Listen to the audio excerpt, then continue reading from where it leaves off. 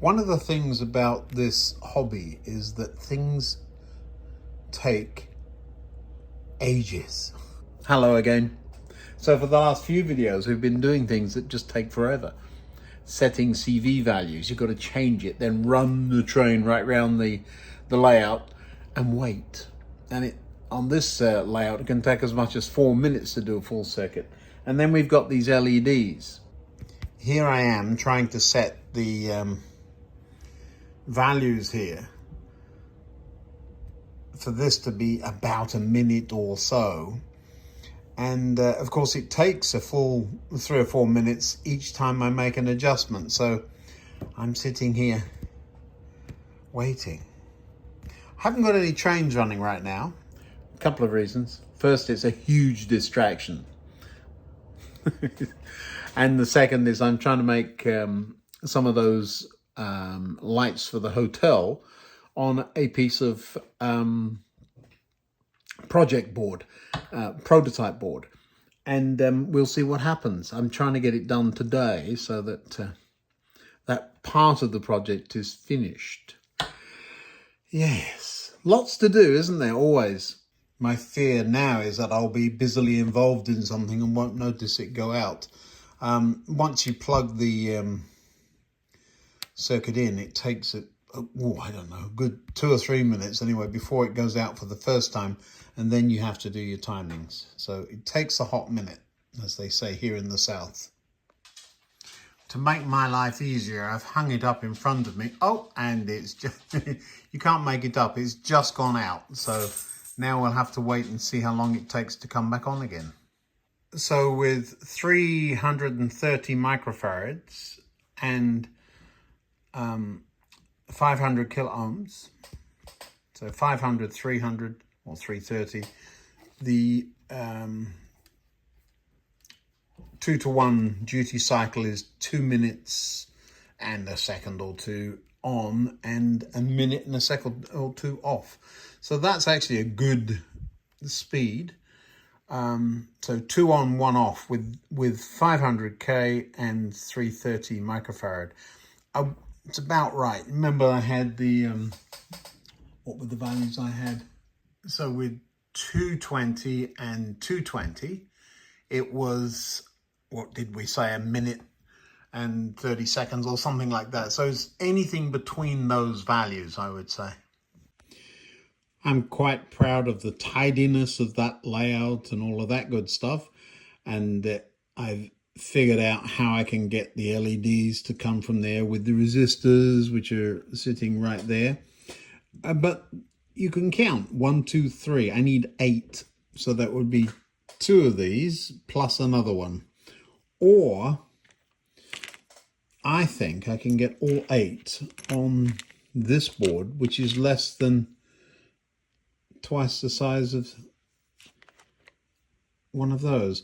It's always interesting trying to do a layout, and this is how I do it: bigger parts in first, and then we figure out where we're going to get the rest. Even this tiny piece of prototype board does not fit in behind the windows, so we have a choice. This does fit, and I've shown you it works, but it really is a mess. I don't like it. Mind you, that's another sort of mess there, isn't it? We're going to use that. So you never really know. I think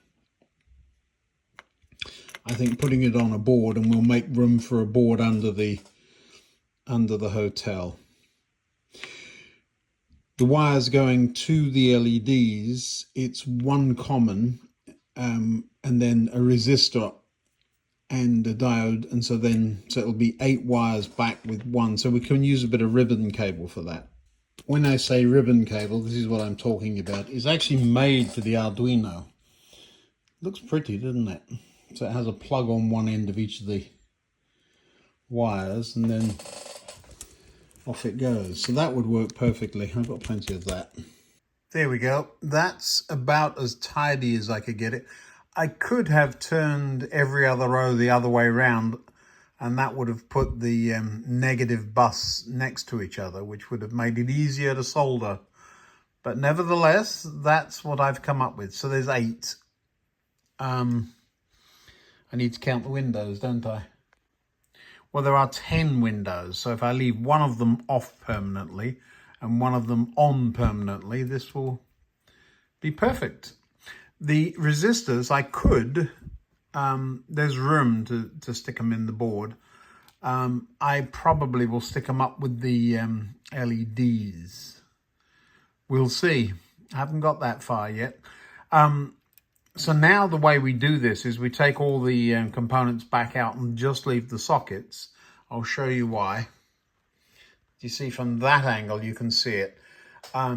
You put the sockets in first because they're the lowest components. Why am I using sockets? Well, the most likely component to fail is the 555. They're safe, but that's the most likely to fail. And it's also the most difficult to unsolder. So if you put them in sockets, you can change them out very easily. So you put the lowest components in first so you can put some pressure on the board while you solder them upside down. And then the capacitors, and then the resistors. Well, the variable resistors. So yeah, I better take a picture of this so I know where I put everything. Oh yes, the values. Do you see that 504? This is a 204. It's a 2 with 4, a 20 or 50 with 4 zeros behind it. So that's 500K, that's 200K. This is a much bigger capacitor than all the rest. These 3 are 220, those are 330s. So I've got to remember where I put them. I have actually tried all of the value combinations with the resistor set more or less in the middle, and they all seem to work. I've got one still running. There's that one over there. It's the biggest of them all, and it is quite long, so we'll see what happens.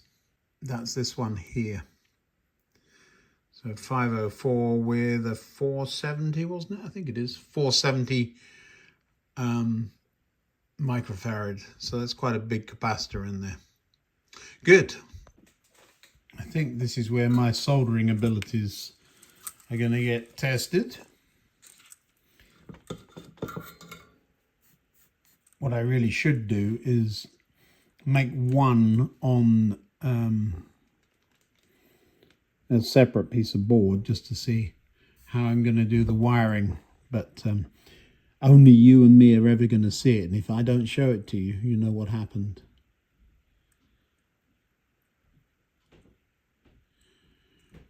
There's one, and what I'm doing is, in case you're wondering why I'm jumping around, 2 reasons. First of all, I'm jumping around so that exactly what happened there. Sometimes things move and then the socket will come out and it'll put you off, so you won't notice. The second thing is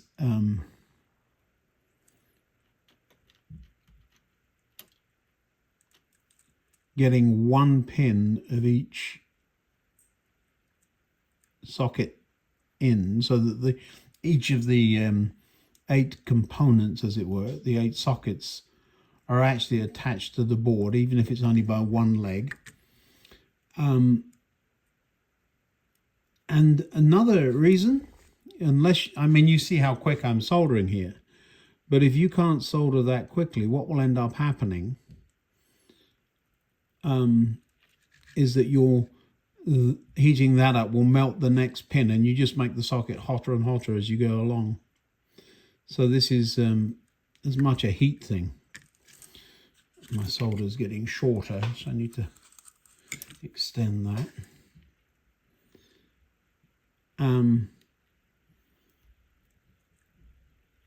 You get to know, is it a dry joint or not? You also get to know, go hotter than cooler. So I solder with a very hot soldering iron. What are we today? Oh, can't see it, but it's hot. Now what I'm doing is diagonal corners, And in just a moment, we should be able to pick this up.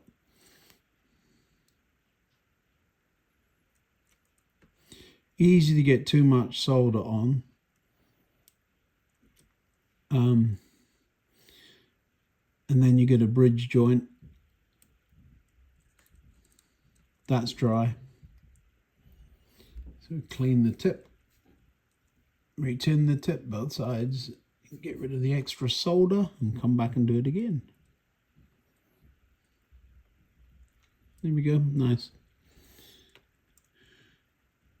Almost all of them done now. You didn't come here for a soldering lesson, you came here to watch a train go by.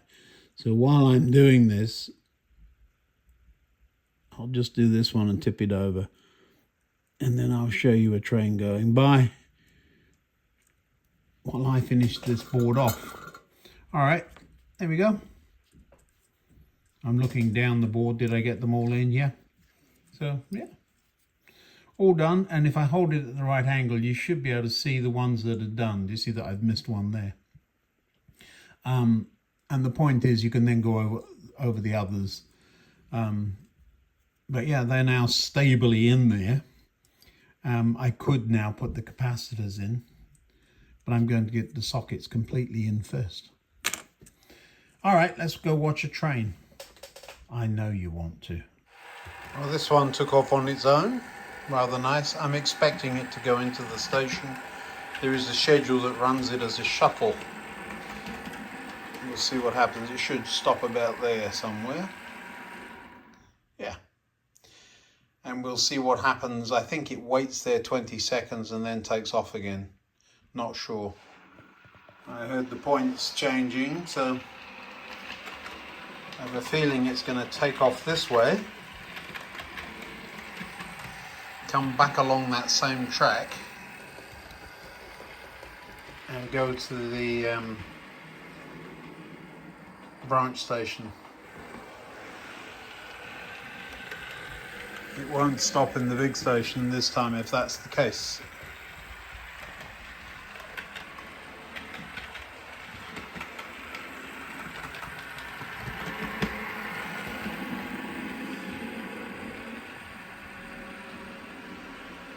And it didn't.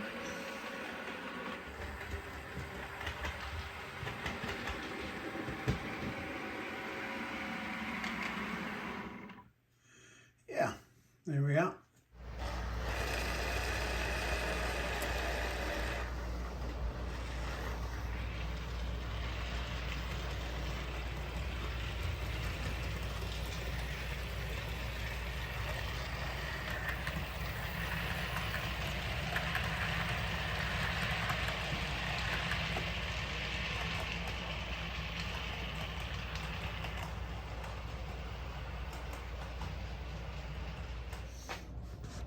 You are not a steam engine. You're way too far out this end.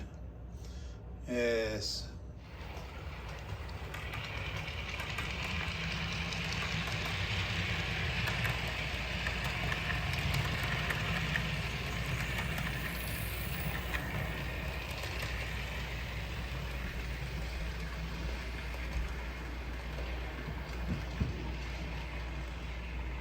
I think it will stop right this time.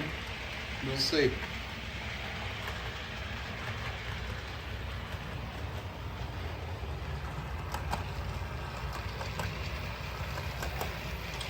Apparently not. Oh, it's worse. So whatever I did, I need to do the opposite. I'm getting on with that electronics, I really am. All right, one more try, and then I'm back to slaving over a hot soldering iron.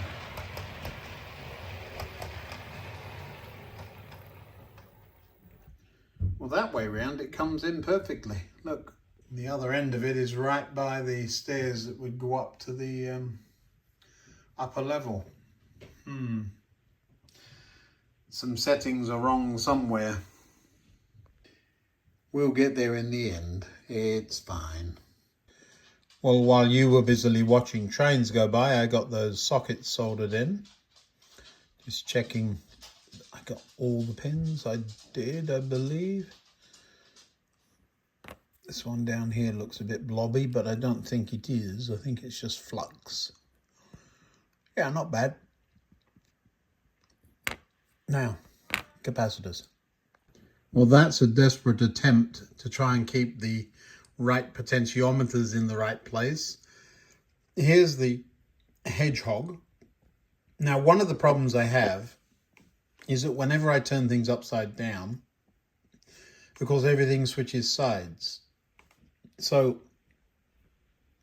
let me point this out to you with my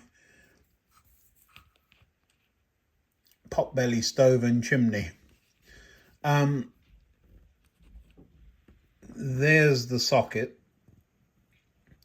That is pin 5, pin 6.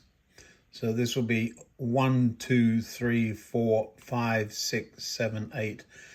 I know that the capacitor goes to pins 2 and 6, so that must be, well, it's either 2 or 6, but it is in fact 6 in this instance. And so this one here is ground because the capacitors all go to ground. So the shorter leg should be on the ground side, and I'm just checking that they all are, and they are. And then I will just tack those in so that the capacitors don't fall out. Now, the reason I'm not doing the other side is I want to be able to move the capacitor a little bit to give room for the variable resistors. I knew that stove would come in handy for something. Well, there's all the components in, and before you say, oh, the capacitors are not straight, not supposed to be straight. So these ones, I've intentionally leaned them over, so they're soldered there, and I've leaned them over to get clear of the socket, so they've got a little bit more room, especially this one is very big. I don't want them pressing up against the side because they have a metal top on them. And whilst there's very little chance of that pin coming into contact with that, it wouldn't be pretty if it did. So I've just got to put the chips in. Now the other side is what you're all wanting to see. I know, you nosy lot. Haven't made the connections yet. So everything's in, but none of the connections are made.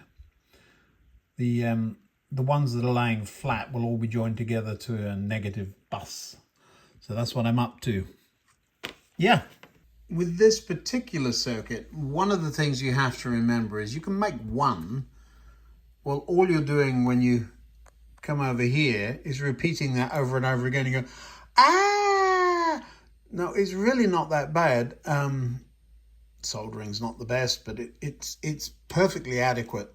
So I've made a negative bus. Obviously, there's some insulation in there to try and avoid some of the pins joining together. But generally, we're getting there. I've got all the positive ones now to put in, so I've got to go back in between those pins and do some more. But yeah, it's so far so good. Go and watch some trains go by. It's much more interesting than watching me burn my fingers. Stop it.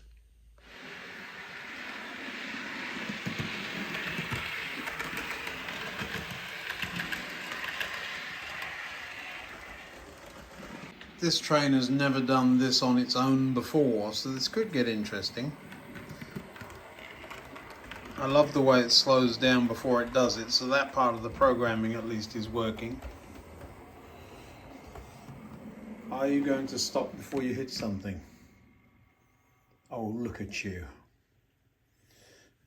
And yes. It's paying attention to the sections. It has to go this side because there's no other route through the station. And when it gets over this block here, it'll start to pick up speed. There you go.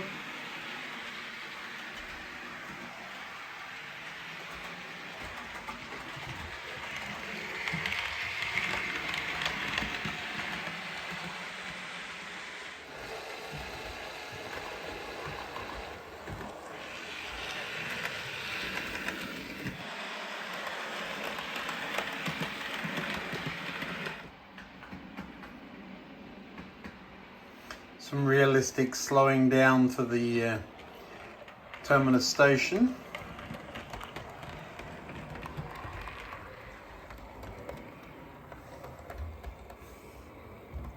This is coming in the other way around, so it may go a little further. It went about an inch further, so that's perfect. Love it. Welcome to the fleet. Well, you've been here a while, you just haven't done anything. We had our first little catastrophe. You might notice something weird going on here. The socket had two of the pins had a flat piece of metal in there instead of a proper pin. So I've had to cut the thing out and solder the legs to the bottom half of the legs. I think I got it. Looks a bit like a butcher's been in there, but that's that. If that's the worst we've got, we're doing well. Underside coming along. The zigzag is where you have to join pins 4 and 8 together. I realize now I'm going to have fun connecting to pin 3 because it's tucked under everything, and that's the output. So that'll get interesting, but not worried. We're still good. The zigzaggy won't be necessary on the other half. One half is different than the other. Do you see the blue line there? Because the negative bus there is the blue. It runs right through the middle there, and these legs run over the top there. You couldn't do that here because the pins in between were in use. But yeah, it's coming. I'm reasonably happy. I've got a bit to go, but it does look a bit tidy that side. So we'll show people that side, shall we? It's not bad. Certainly the soldering's fine. And I can't test it, of course, because it's all hooked up to the same positive. So that'll be interesting. It's a nasty little joint there. One or two rough ones, but mostly it's the way it's supposed to be. Off you go. Back watching trains. I will say it is getting a bit late. I may finish this in the morning. I'm off tomorrow, so that's nice. That two-car EMU ran nicely, didn't it? It's overshooting one of the platforms in the big station, and I'm not sure what that's about. I will have a look at the platform, but I want to stop every other train in there first before I start changing the platform settings for one train, and then you upset everything else. But yeah, it might be that the deceleration that's set on the chip, I haven't done anything with that chip yet. I must have a look at that. It may be that that is set too high, and then the two things compete with each other. I'm not a big one for setting those default settings. When I'm driving it, I can turn the knob less quickly. So, but when the computer's driving, it doesn't need all the settings that the chip has as well. You can set those in the software. Somebody said to me they don't like all that automation, and somebody else said, oh, I wish I had some. Look, I'll do a video soon on why DCC and why not DC. I'm a DC guy in my brain, and I have to think about DCC. So why did I change? It's a good question. Sometimes I wonder. But what are the advantages of DCC over DC, for example? And why don't people make the switch? I'm not going to get into it tonight, but two core things, I think. One is the cost. It's staggeringly expensive and eye-watering, don't you say? And the second is fear. Several of us can figure out DC, and we can't figure out DCC. We know if we turn it off, it's going to stop with DC, and it doesn't with DCC. So unable to get your head around it. I think that might be the fear of not getting your head around it. So I'll go into that one of these days and just try and do it in my rather unusual, down-to-earth, look, this thing's easy, let's do it way. Yeah, I'm going to finish this off because I don't want random lighting to run into 3 videos. That's just silly. But yeah, I'm quite happily mooching along. Of course, I'm driving the trains, and so I'm not getting this thing finished as quick as I should. Go and watch some trains.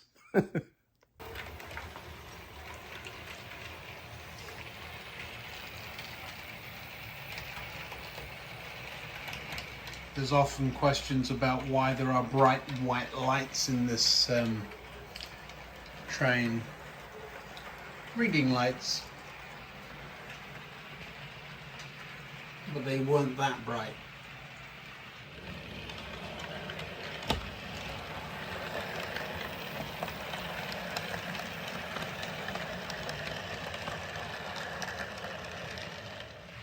Well, this thing's shuttling backwards and forwards, doing a very nice job of it.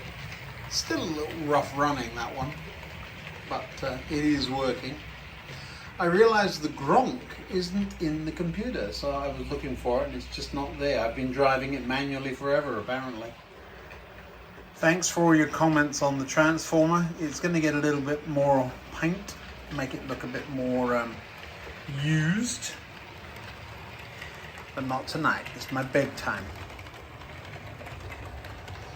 This should go all the way in and stop within a whisker of the buffers. I'm not going to watch. I'm going to watch this end and I'll know. Ooh, that's close. Ooh, that's really close. Yes, doing well. That's what I like about automation. Well, it really is bedtime.